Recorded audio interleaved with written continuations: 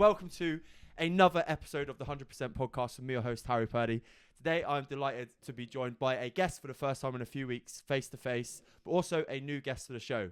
Megan Caines is the leader of GRC, or better known as Girls Run Club. She's an ex-RAF operator in the what service? The reserves. The reserves. Yeah. Reserves. And she's here. She's one of my clients as well, and I'm buzzing to bring her onto the 100% show. Welcome to the show, Megan Caines. Thank you. Hello. You are like we're here to do a little bit of a like confidence generator for you too. Yes.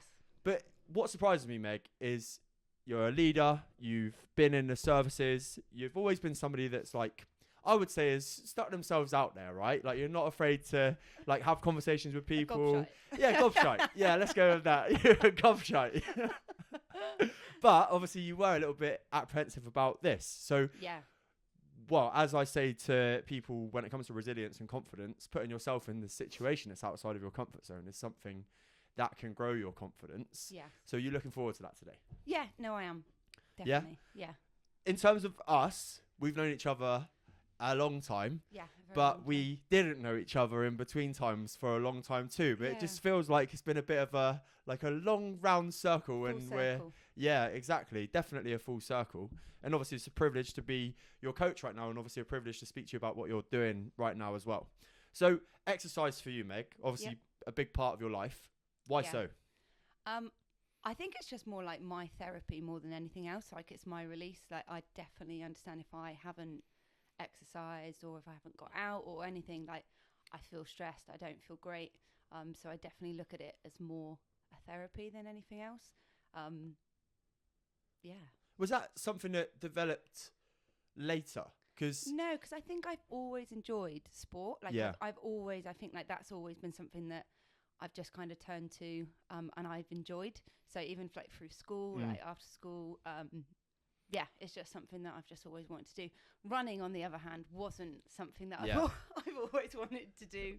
But I mean, we are where we are with it now, and I'm glad I have turned to it, because I think running is completely different than going to the gym. I think for me, running's about like being with people and kind of building a sense of a community, whereas the gym was kind of like me on my own, more focused. Sport's always kind of been one of my passions and what I love to do. I think I'm competitive. Yeah. So I think that's kind of like my driver as well with things. Although I say that I'm competitive, but when it comes to things like running, I don't really like to post my runs. Like, I don't really like to publicize what I've done. I think running's like quite a personal thing for me. Whereas in the gym, I feel like I'd be like, yeah, go on. Yeah, nice. I think it comes down to two things, doesn't it? I spoke to Ant Heron about running when he came on the show, and he's always been similar to you. You don't need to share your runs. The fact that you've even gone out for a 4-mile run is enough to celebrate anyway. Yeah. But there's also that case for me, like in terms of building confidence and sharing your success with people. I feel like if you do share your success with people, then it almost can reiterate the point to yourself of like, hold on, like I've done something quite cool here. Yeah, definitely. Yeah. Do you find the balance? Like, is there a balance for you there? Yeah, no, definitely. I mean, I shared that I did the half marathon because I felt like I was like, well, I feel like people should know I actually did. Yeah, class. Yeah. But yeah, like day to day, I try and keep it private. It's just one of those things I like to do. It's like my personal goal rather than for anyone else, I guess. So when did it start then? The love of exercise has always been there. Always been there. But running? So running probably started. I did a challenge. So when I was part of the reserves, we did a challenge. It was for a charity for SAFA, and it was to run I can't remember. It was like 464 miles in 4 weeks. So like our squadron was 4624. So it was 462 miles, in 4 weeks. Individually? As a collective. Right, so there was, amazing. I think there was 5 of us. So it basically meant that we had to run 5K every day in the month for 4 weeks. And I was like, there's no way. Like, I wasn't a runner. Like, I was like, oh God, this is going to be a challenge, which obviously is the point in it. Yeah. But so when I first started out, I did a bit of training before, not a lot. And then I was like, right, I've got to do this. And I think because it was a charity and it made me kind of think I had to do it, I started doing it. And then I just kind of found my love for it then. Yeah, nice. I did actually say, like, when I did it, I was like, right, I'm not going to stop. I'm just going to run every day. Obviously, that didn't happen. No. But yeah, I guess from there, it's kind of where it stemmed from. And then signed up for the Weymouth Half, I think a couple of years later. And then it just snowballed into kind of what I'm doing now with the girls. Generally, from what I know, the events that you've done, there haven't been too many in terms of like the events you've done for medals and all those kind of things. You are genuinely doing it because just for keeps the fitness going and some actual enjoyment too. Yeah, and it's a sense of like the community, I think, that I've got through it. I think especially doing it with the girls, I was nervous to join a run club. This is kind of why I started the girls run club. I'm not a strong runner. I'm not a slow runner. I'm kind of just one that falls in the middle. But I think, again, it goes back to being competitive. Like I always thought, well, I needed to be the best at something to be able to go and join an actual club or kind of, I just felt pressured and I thought I'm not at that level. And I thought, well, surely if I feel like that, there must be other people that feel like that. And I think for women as well, it's weird. The thought of running with men are faster than women. Like they are. Like my partner will go out for a run. He's not run for like a year, and then he'll be like smash a 10K, and I'm like, how have you done that? I think men are just built slightly different. But so yeah, it was kind of like, okay, if I'm feeling like that, surely there must be other girls feeling like that. And I kind of just put a message out to like my friends and said, do you fancy doing it? And they were like, yeah. And then the kind of word kind of spread a bit, and I thought, oh well, is it worth me actually putting a poster out and just seeing if there is anyone interested? And yeah, I think on the WhatsApp group there's about 59 people, or 59 girls. I was literally about to ask how many of you got involved. Yeah, that's nuts. Yeah, isn't it? and it's great, and that is honestly just from one. Like I literally put a post out for a week, and it is through word of mouth, I think, as well, because obviously then there's a lot of girls that I've met that have then got other friends and they've invited them, and hopefully they see it as just a sense of community to get running. Yeah, for sure. Which was the kind of purpose of it, just to kind of, we have a quote and it's like running with friends. So nice. Like that's what it's about. It's not about the competition. It's not about how fast you go. It's literally just about getting out with a group of women and having a social, having a run. Also as well, something that needs to be spoken about is it's in the press at the moment about people and women more specifically going out on their own, especially this time of year. Oh gosh, yeah, and to be able to do it in a group must be almost empowering. Definitely. I think that is the one thing as well. A lot of the girls have said recently is like through the winter months, their running would drop off because none of them want to go out running in the dark on their own. Like you just don't. So when I think Tuesday there was like 15 of us and we just all run together. It is really cool. It's a good, I mean, I've made sure they've all got lights and everything, but but we're not an affiliated club. Like no one pays, like there's no money involved. Like we are just literally a social group of girls getting together and just having fun. Going for a run. Yeah. How do you go about planning for the amount of people that are coming for a run, and how do you know to make sure that the runs are the right runs for the people coming and all those kind of things? So when we first started, I used to kind of do 5K broken down into kind of pace groups. So I started with group one was like a 5K, couch to 5K, sorry.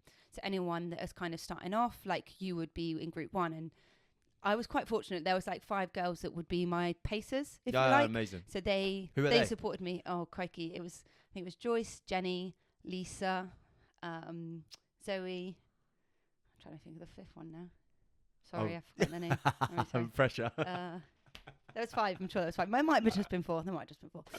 But so that was quite good. So they supported that because that was key. Because when I first started, I tried to like help everyone. And I was like, this is impossible. And I spoke with another friend of mine, Demi, who is a very good runner. And I got advice from her, and she was like, look, you can't do it all. And I was like, no, I can't. So came up with that idea to kind of split it.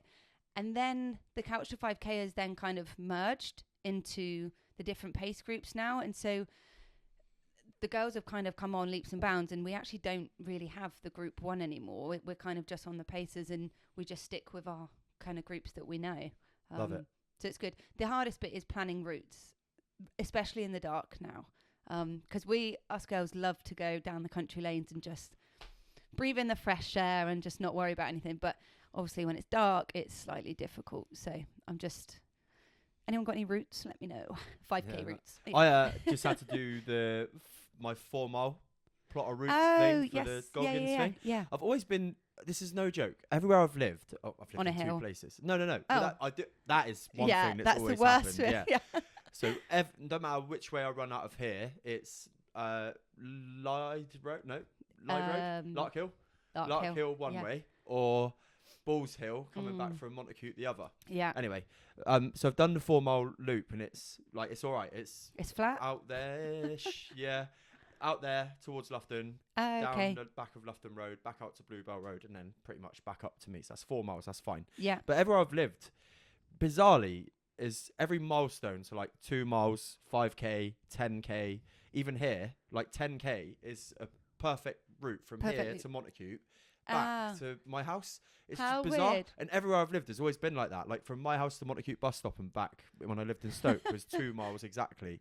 Like there was a 5K route, which was like back out to Montacute Garage, round the little horse field in the middle and home. That was 5K. It's bang on. It's always been really weird. But anyway, that's a little sidetrack. That's lucky because I always feel like I'm like, oh no, point 2. I'm like, where can I go? Just run up and just down running the road. around the road. Yeah. Yeah, it's always frustrating. And it's even more frustrating. I know you've not done too many events, but you have done some events when an official event drops up short on your watch of the distance. Oh, you're like, hang on. Yeah. Hang on a minute. My Strava is not going to say I've done a half. Exactly. Well, when I did my Wessex 10K PB, my Strava didn't, like, this is the bad thing about Strava, right? Because you become reliant on it and you feel like that's your, Whereas I know that I ran a PB, but my app didn't tell me. Yeah, fucking bastard thing. But there we go. So running in general is a feeling. It's definitely a Marmite thing, right? In conversation with people, I'm sure you've had conversations with people where they're asking you about what you do or you're running and all those kind of things. They're like, I just hate running. Yeah. Were you ever at that point? Yeah, I feel like I used to hate, like I loved short distance. Like I was a sprinter. Like I loved, like that was me. And although I always remember in PE at school that I always wanted to do the cross country because I loved that cross country. Did you? Yeah, and everyone used to be like, shut up, Meg. Yeah. I'd be like, come on, let's do the cross country. I used to be a right shithouse with that. That would be. Did you hide at the tree? Like, because people used to hide. No, I always used to go round. But I guess I just, like, obviously at school, I was good at rugby. I was never really much of a footballer back at school. I played, but like I was a late developer of football. Let's just say that. Only because I think it's like kids' sport is so ruthless. If you're like average, nobody really wants to know. Yeah. And it wasn't until I had like 1-to-1 specific coaching with football that I got better. Oh. Right? Like, and then you're like, oh, somebody's got a bit of belief in me, and then that gives you confidence, and that helps. Right? And I think it's the same with sport in general, isn't it? Yeah. There's so many people that probably should have stuck to something. Like my mate Ian. Like he gave up rugby when he was younger, bit lazy probably, but and he would like I would tell him that to his face. By the way, I'm not just saying that. But also, everyone used to say he was so talented, and now he started again. He's like, fuck, why did I stop? Yeah, it's crazy. But the running thing, I just used to hate that. Like I remember when Mr. Boyd, Boyd? Yeah. Oh yeah, your eyes light up there. Yeah. Everyone liked Mr. Boyd. Yeah, of course they did. Have you done this to this? Yeah. 4 laps of the track, and I was like, I can't do that. But then now I'm like, Jesus Christ, like it's funny, But so I would again. I loved sprinting, but I didn't. I liked doing the cross country, but I was never really that good at it. Yeah. And then the thought of running, road running, still to me, like I'm not a fan of running on the roads with car. Like I'm like, get me in the country lanes out. Yeah. And I feel like because it's. Don't know, you can just like breathe better. You haven't got the fumes. Yeah. But it's just that mindset of just being out in the open. I think it makes me feel better.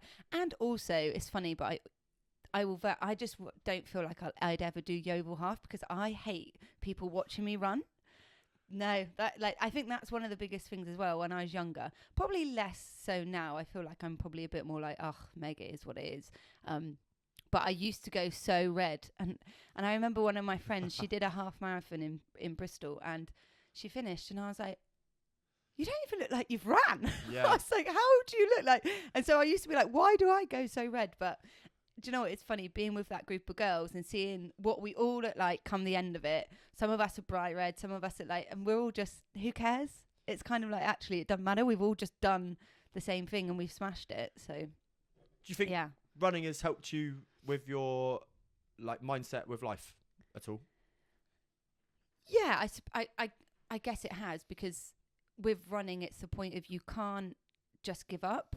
So, okay, it is going to be the first time you ever run. It's not fun or easy, is it? And I think it's one of those things, the first time you actually do anything, you're always going to have that, oh my gosh, this is going to be hard, or it's an uncomfortable feeling. But that feeling after a run and knowing how that you've done it, I think you can put that towards anything, really, can't you? You can say, I know, like even this today, I was like, oh God, I'm so scared. How many weeks has it been to Yeah, I mean, you? I think you started asking me in August, so I was, but yeah, so it's kind of just like, but I'll know after, I'll be okay. Like, what's the worst that's going to happen? So yeah, definitely running has helped with the mindset of, you do have to do hard things, but it will be beneficial. Yeah, for sure. And also the kind of not maintenance. The Go on, you can get there. So doing running every week. So the discipline. Yeah, discipline. The discipline with running. Because I've been injured. So I've been injured since like the middle of June, and it killed me because I knew it was going to be so hard to get back into it. But the discipline, you do have to stick with it, because you can lose it so easily. Yeah. It's crazy.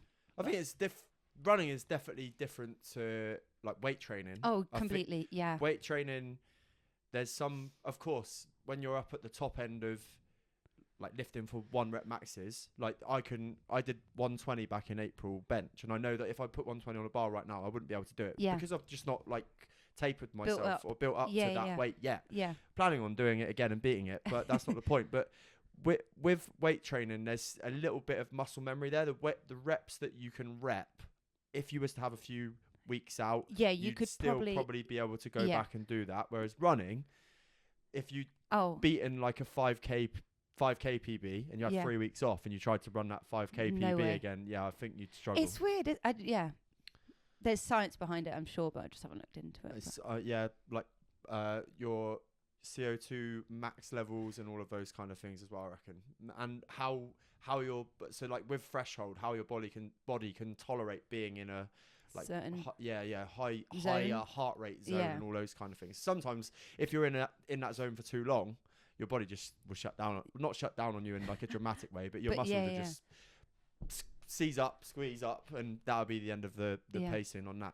And then with regards to your group as well, some of them have gone on and they've smashed their own challenges and things. Yeah. Similar to me seeing my clients going on do good things. For you, that must be really cool to see them smash these events. It definitely. Like I had girls start that couldn't even do a 5k. And I'll shout out to them. So Mim, I just feel like she's come on leaps and bounds since January. Mim. Yeah, and Paige, obviously, she smashed a half marathon, the Bournemouth half. Yeah, nice. And it was really nice because we a group of us went down and supported. It's just loud girls. Yeah, we were loud. Loud girls. Yeah, we were loud. But no, it is really nice. And to be fair, I'm just like a proud friend, and I don't think, that's through me. Like they've done it. No, for I don't know, but we did a little kind of social, and they all kind of got me something in like a thank you and stuff. And it was like so unexpected because I thought, well, I mean, I've just put this together so that we can all try and be our best. Like I don't feel like I'm necessarily doing anything, but obviously. I'm helping them, which is good, which is a nice feeling. Poem wrote for you as well? I had a poem, yeah. What's a highlight line?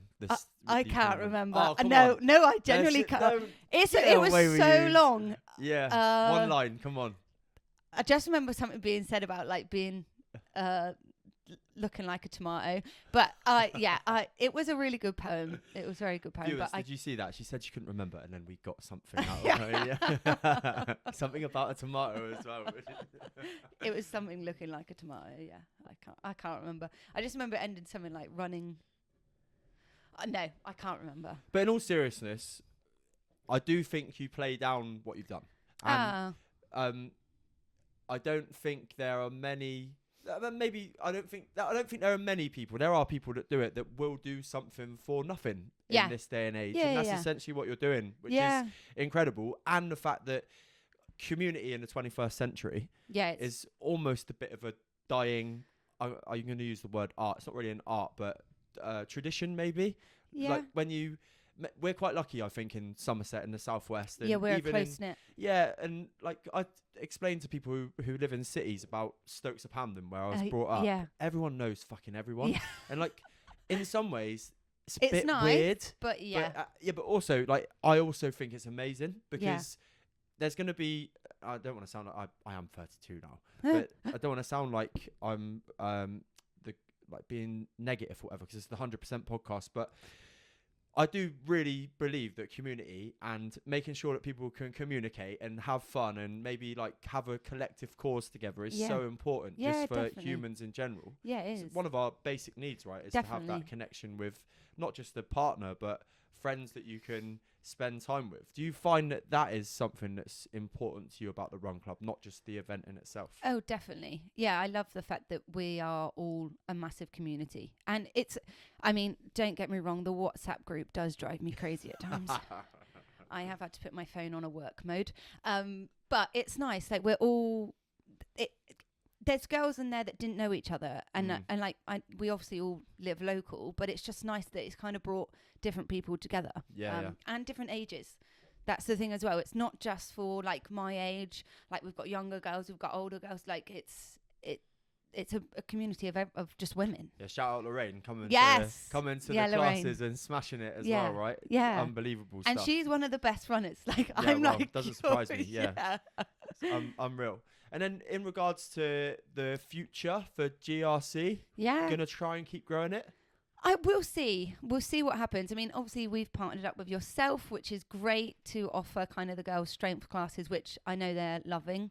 We'll see what happens. I'm kind of just enjoying it at the moment. Yeah. And what about you then, Meg, with your running? What's on the agenda for you? Well, I'm kind of just getting back into it now because of injury. But I've got, I think it's a long lead 10K in January that I've signed up for. I had the Great South Run, but that got cancelled, thankfully, because I was injured. So would you have done that anyway? No, gosh, I couldn't have. Well done. There was no way I could have done it. Like, I would have messed myself up for future. But we'll see. Debating on a couple of halves for next year, but just going to see how the injury carries, and we'll go from there. But it's so frustrating. And I said to the girls, I was like, started a run club and I can't even run. Yeah, just planning the runs. I'll just be there for the warm up. But it is what it is. Just to make it more publicly known, I would love for GRC to collab with me on one of my David Goggins runs. So. Okay. We could do that. Yeah. There you go. See, we could smash a 4 miles. Yeah. Just the one. Just 4 miles. Yeah, that's fine. Just see how many of you lot we could get to come along on one of them. Definitely. Right? Yeah, we'd be up for that. Perfect. Unreal. All right, moving on then. You mentioned the reserves, the RAF. Yes. I think what the hell? Because like, again, when I feel like that myself. I feel like I'm just like, oh yeah, should I try this now? Are you a bit like that? Yeah, I think so. Always been? Probably. Yeah, I feel like I'm always a bit like, oh, bugger it, let's just try this, or let's just do this. I probably go into things probably without thinking sometimes. Yeah. Like, but that was one thing that it was odd. I was in a job that it was okay. I didn't love, I didn't hate. And a friend of mine, she mentioned about becoming a logistics officer in the RAF. And I worked in logistics at the time, and I was like, oh, that sounds like quite interesting. Looked into it, and I was like, bugger it, why not? I'll like try. So I applied. So this was full-time, the logistics officer. I had, then you fill out like a medical. And I said I had asthma when I was 3. Yeah. Straight away, bam, you're out. I know that mad. Okay. And I was like, oh, why did I say I had asthma? Like, because I had it when I was 3. Like, it wasn't like So years went by. I think it was 3 years you had to wait. I can't remember. Forgive me for the timescales. I can't remember the timescales. I think it was 3 years that I had to wait to reapply. And then in those 3 years, things happened. I got a house. I got a dog. Like, my life kind of changed, and I thought, could I join up full time? I was that much older. I thought, I don't think I could. And my boss at the time, she was like, have you heard of the reserves? And I was like, no. And she was like, well, I'll put you in touch with someone. And he worked at Leonardo's as well with me, and I met him. So he was an officer in one of the squadrons for the reserves. Met up with him for a coffee, and he gave me kind of just some info about the reserves, about the different squadrons, and about kind of what the different trades and things do. His push was because he was an officer for movers, the mover trade, and he was like, I think it's a great trade to go in as a reserve if you want to kind of get the most out of the RAF, so travel and actually be on the aircraft and things like that. And I was like, oh, okay, interesting. He was like, come to an information day. So I was like, oh, okay. So went to the information day at Bryce Norton and loved it. I just came away like, yeah, I think this is something I'd like to do. It was something completely different. It was something hands-on, physical. And yeah, I was very much office-based at that time. So I was like, I just want to kind of go and do it. So yeah, so I went and signed up. And yeah, I was in the RAF for just over 5 years. What was the hardest part? So I was away for 3 months. And I just, again, probably underestimated. I was like, 3 months? That's not. And it's not actually long. Like, there's people in the services that are away so much longer. And I think I actually grew a new respect for those kind of guys because it's insane. So that was probably one of the hardest things, physically and mentally. Like, physically, it was a hard job. It was a physical job, and it was hot. Very hot. You're Cyprus, yeah, I went Cyprus. And it is funny because everyone always says, like, Meg, you just spent your whole 3 months on the beach. Like, I did spend time on the beach on my days off, but like it was like 4 on 2 off. So, and it was 12 hour. No, it was like 2 earlies, 2 lates, and then 2 days off. So nice. Yeah, it was good. I know you obviously can't explain too much about like what was going on, but people know about the conflicts and stuff around the world. But in terms of your job, then what was like? So you refer to it as a mover, right? Yeah. So in a nutshell, it's kind of like loading and unloading aircraft, basically. All sorts of things. From you had like voyages where there was like packs, so you had like soldiers and things on there, or families on these coming out to Cyprus to see their loved ones or going home. How'd you move a family? So that was yeah. So they're literally just on the aircraft, and that aircraft would just be full of bags. Do you know what I mean? Fine, yeah. And then you had other aircraft which were full of other things. So it was funny actually. One of the aircrafts that we were loading had this like helicopter part which was to go back to Yeovilton. Oh wow! Which was so weird. I was like, oh my gosh! And it was part of the aircraft was a part that Mark had worked on as well. Oh wow! Like it was just really weird. Yeah. Really weird. So that's kind of it in a nutshell. There is obviously the higher you go in the ranks, the more kind of harder the job is. Like there's a lot of maths involved and things, kind of like the loading of aircrafts and things like that. But yeah, it was a good job to get me out and physically on the aircraft, and I met a lot of cool people. Who some of them I'm still friends with today. Yeah, that's amazing. But yeah, it was an experience. And then I asked you what the worst part was. Best part? The best part, I just think learning about the military. Yeah, cool. Just because it was something that I was completely unaware of. And learning all the disciplines, learning just everything. And I have to say meeting people as well. Like that was such because you meet all sorts of people. I did my training with quite a young group of people. And then when I got onto my flight, like it was an absolute mixed bag of people. A guy that I'm still good friends with, he is head of fraud and investigations for TikTok. Oh wow! So like these are people, and it's funny. I think I just felt like my normal job was just so boring. Like these are kind of people, and a lot of people that do the reserves are because they've kind of got they've got their jobs now. They're kind of stable, or they're like self-employed, but they kind of just want to do something different, completely different, which they don't have to necessarily think about. Like it's managed by someone else, and they can kind of. So yeah, there was all sorts of people that I met. Again, typical Meg thing. You're skirting over the the biggest thing that happened to you during your training? I don't. You don't I'm know not. what I'm talking about. What? Yeah, you do know what I'm talking about. Go on. You won something, right? Oh, yeah. Oh, yeah. I won 2 awards, actually, Harry. There 2 you go, awards. see? Yeah, in our so you do a 2-week stint at Holton, which is kind of, the regulars do it for, I think it's 13 weeks. They have to stay there, but as a reserve, you do a 2-week stint. And I won top recruit. Whoa. And people's recruit. So the people people's spoke. champ. The people spoke. And which was really cool and very unexpected. And I think that was the first time as well, those first 2 weeks, I'd ever been away on my own. I mean, we were sleeping in a field, for Christ's sake. Do you know what I mean? Like, oh, yeah. With just a sleeping bag. So basically, you were great at sleeping in a field. Yeah. Yeah. Now, come on. What did you have to do to? Oh, there was loads. So we did. There's certain aspects you have to do. You have to do kind of like your first aid side of things. You have to do your weapons handling. You have to do. That must have been cool. Yeah, that was cool because that's the first time I've ever held a rifle. Like, so yeah, that was pretty cool. And you go on the range and you get to shoot a rifle. Yeah, nice, cool.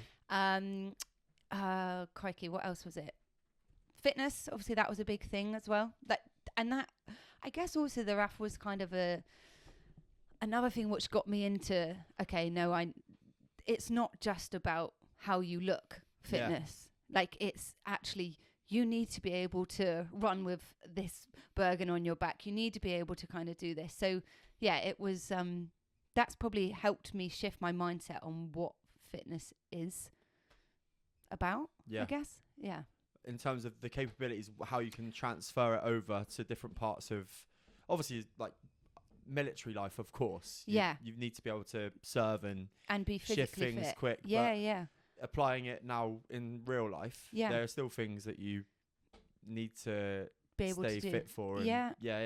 I think as well, going away, a little bit of a side tangent, it took me, as you're aware, like I got massive after I left college, and it took me a long time to realise that it's fundamental to everything. Oh, yeah. Like, if you can look after yourself, then that makes everything else easy. Yeah. And it's, I mean, it's something that you, when I have conversations with new clients or people who inquire about, it's like the penny's still waiting to drop. Yeah. And you just almost want to like flick it and be like, come on, just realise, please, that if you do this for yourself, that all of these other mini dramas and challenges that you've got in your life will just be easier. Yeah, and definitely. It's a real strange concept. And I think people see fitness as like a here and now, and it's got to be like, it's for the image of here and now. And I read this thing the other day, and it was about actually, I want to get fit for when I'm older. Like, I want to be able to be an old person that can get up out of a chair. Yeah. Do you know what I mean? It's that kind of thing as well. And I think we take all those things for granted because we are young and able and fit right now. But actually, you want to keep that. Don't let when you get older, just stop. Like, you just kind of want to build that foundation for that. I think it's so impressive as well, like using a commercial gym or mainstream gym with the members of the public in, when you do see like a 60, 70-year-old I love person it. in there, and you're like, Mate, fair go fucking on. play. I would absolutely love to still be repping like 20 kg dumbbells when I'm that old, because again, and why not? Why shouldn't you be able to? For like, sure. That's the It's we don't want to speak like again negatively, but it's almost like it's not spoken enough about how important it is when you get older. Like, even for something as such as being able to play as a granddad or a dad, playing football with your kid, or like on the flip side, like being able to dance with your daughters or something like that, like something, or vice versa, dancing with your son or playing football with your daughters. I think it's so it's just not spoken about enough in terms of education. Even at school, like we both did PE, and I know we're talking a long time ago now, but just the benefits of, like, we learnt about the science of sport. I didn't do GCSE PE. Oh, did you not? No. So I did dance. Oh, BTEC dance. I love dance. But what I'm saying is, like, we learn about the science of sport, but not how it can transfer when you're older. Yeah. And I do think there's so many mini lessons that I've learnt the hard way. Yeah. Since leaving school, and other people have learnt the hard way, like people I've spoken to within the 100% coaching group and all of those kind of things, where you're like, shit, I learnt that too late. And it's not spoken enough about to younger people. Like, here's how it can benefit you not because not right we, now. not because we want you to do physical activity 1 hour, like, or 3 hours a week, because like the government says so, but because it can benefit you in this way when you're older. Mad. It is mad. I think also my mum, like, I look at my mum, and my mum has always done like fitness videos, like growing up, and she's Pilates mad, and she's so able, like she can run around. So, do you know what I mean?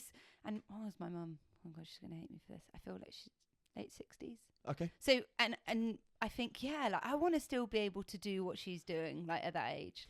It's insane. Yeah, so it's good. Yeah. Unreal. And then you are a client of mine. Yes, I am. I may as well take the opportunity to speak to you about being a part of Harry Purdy coaching. Yeah.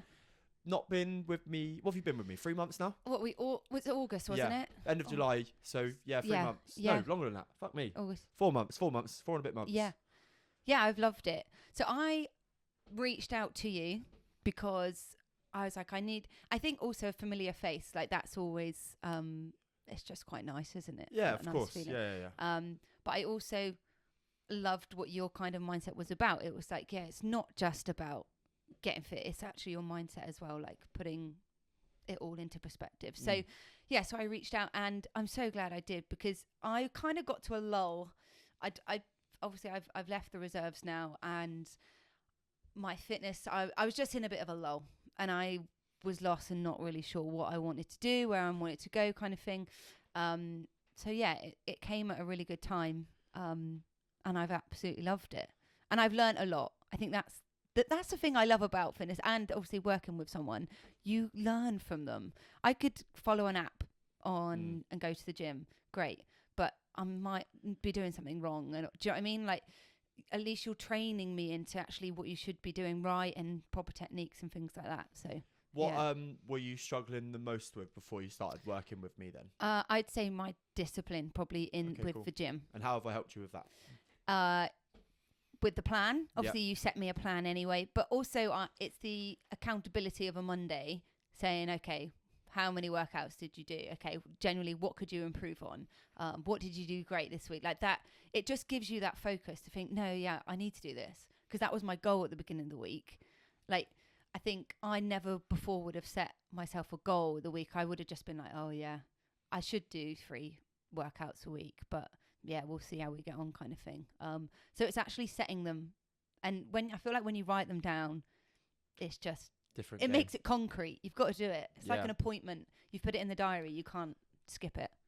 And then in terms of if somebody was to be listening to this podcast and like, I've been thinking about reaching out to Harry for a little while. Don't do it. No, joking. What would you say to them? Like, why would you say for them to come and work with me? Why would I say to come and work with you? I think for a friendly, non kind of like you push people. Don't get me wrong, you do push people, but you're relatable. I think you are someone who people can approach and not take too seriously. And I think that's the thing with the fitness industry. Some people, it's just so serious.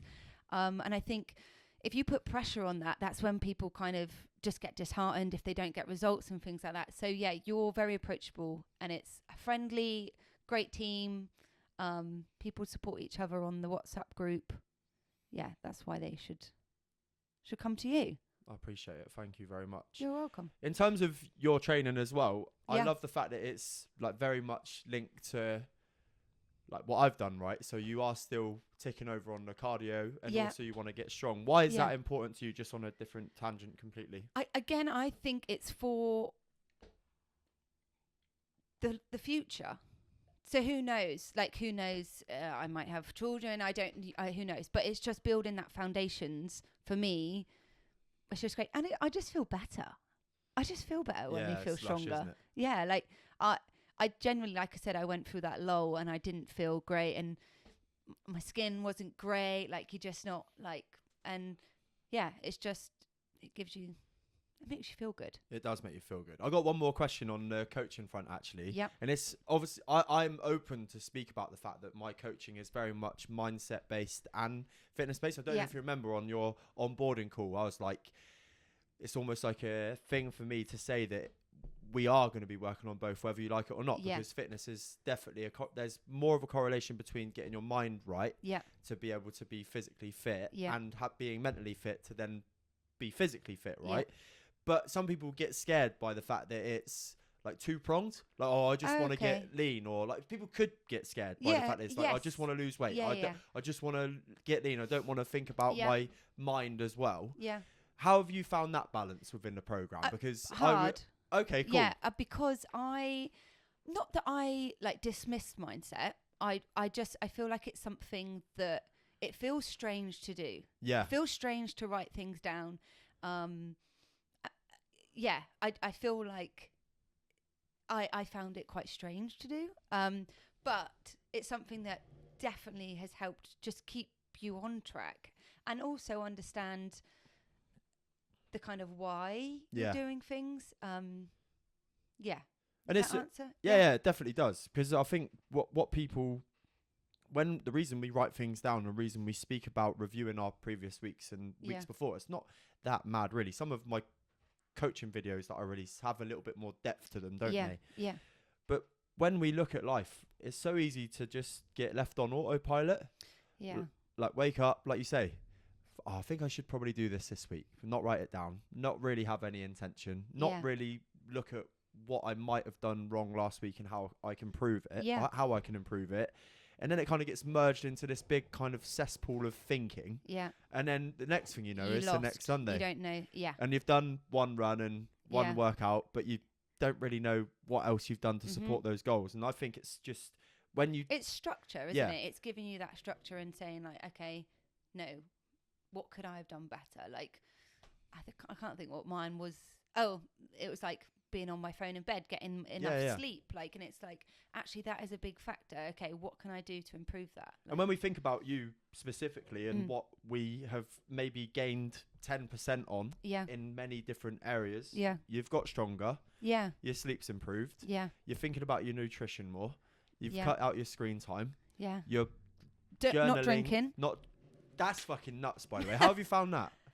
All right. Yeah, all right. Yeah. Do you know what? Right, I'm just going to say it out there. I'm an advocate for this when it comes to, if it's affecting your goals, then I'll question you. I will ask the right questions that get you to... So I didn't say, Meg, you got to stop drinking, No. And I'm not like an alcoholic. It was genuinely just it was just, I know if I have a drink on a Saturday or if I have a bottle of wine on a Saturday night, that my Sunday's going to be a write-off. And my Sunday, to me, is important. I've just started a degree, so I need an admin day. I need to do, so your meal preps are everything. So I just thought, okay, what could I improve on from last week? I could probably not drink, and that would help. And then, I've just gone we did have a little chat about it, didn't we? I think just to get you some clarity of what you wanted to do for it. But it's one thing that I've always said, and like my drinking in comparison to 5 years ago is reduced enormously now, and I very much will, when people say, do you not drink now, I'm like, no, I do drink, but when I really want to, which you don't feel pressured like you have to, because the amount of times that I would go out for like a meal or to watch Chelsea with my dad and have 2 beers, and then afterwards you're like, fucking hell, that's, I don't know, like a wasted, just it's a waste. And the one thing I'll always say is, whether it's one drink, no drinks, your sleep's going to be fine. And even if you just have one small glass of wine or 1 pint, your sleep is going to be affected. Your recovery is going to be affected. The way that your stomach deals with food you eat the next day when you've had a pint or a drink is going to be affected. Your stress on your intestines and your stomach. So on all of those things, but at the end, I've got a wedding on New Year's Eve. I've just been to Amsterdam. There's still space for it, right? And I think that's where it's the balance of it. I think as well. That's like you say. It's when you want to do it. Yeah, and I think that's like when you list all of those things. I think it's quite cool to think like what we've actually worked definitely on together. No, it's been good. It's good fun, and I'm obviously still here, still going. See strong. what else we can do. Yeah, 100%. In terms of you then, moving on to 2025, I love to speak about goals and what it is. I know we spoke about running, but where's Meg Caines going in the next kind of 18 months? So I've just started a business degree, so that Let's go. is taking up quite a lot of my time and energy. So where do I see myself in 18 months? Hopefully somewhat passing what I'm starting. From a fitness point of view, I just hope I'm still in the discipline that I am now. Like, that's all I can, I kind of am not putting too much pressure on it, but I just want to be like, yeah, your fitness is still there. You're still trying. In 18 months, we can make that happen. Yeah, I'm sure it'll be fine. And hopefully maybe a half marathon. We'll just see how the foot holds up. April. Yeah. I quite like the Weymouth one. Is that March? That is March. Okay, cool. Yeah. Yeah. When's Yeovil and Weymouth are like back to back, aren't they? Yeah, I think Yeovil's like the week after. Yeah, I'm the same as you. There's no way I'm doing that. No, well, and I run round here enough. Yeah. Like, I don't need to run an event round here. I'll try and keep them. I've done that awful hill. Bulls Hill, yeah. And I on a 10 miler, and I was like, yeah, I'm okay, thank you. I don't need to do another 3 miles back. Do you know what? It's genuinely a tough route. Yeah, it's a tough really course. Hard. Yeah.